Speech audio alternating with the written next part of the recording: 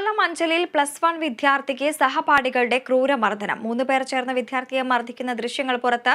പരിക്കേറ്റ വിദ്യാർത്ഥി സ്വകാര്യ ആശുപത്രിയിൽ ചികിത്സയിലാണ്.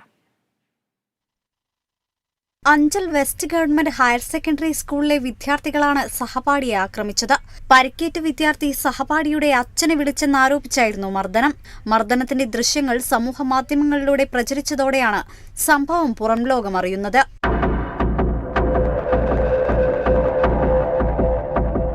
ആക്രമണത്തിന് ശേഷം വിദ്യാർത്ഥിയെ വലിച്ചെറിയുന്നതും ദൃശ്യങ്ങളിൽ കാണാം. പരിക്കേറ്റ വിദ്യാർത്ഥി സ്വകാര്യ ആശുപത്രിയിൽ ചികിത്സ തേടി. വിദ്യാർത്ഥിയുടെ രക്ഷിതാക്കൾ അഞ്ചൽ പോലീസിലും സ്കൂളിലും പരാതി നൽകി.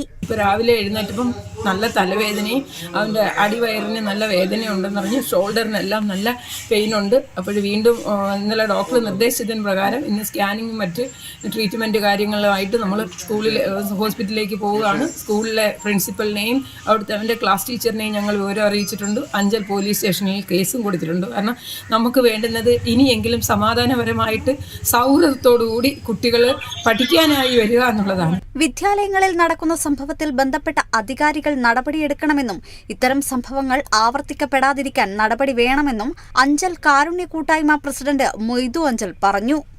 കേരള വിഷൻ ന്യൂസ്, കൊല്ലം.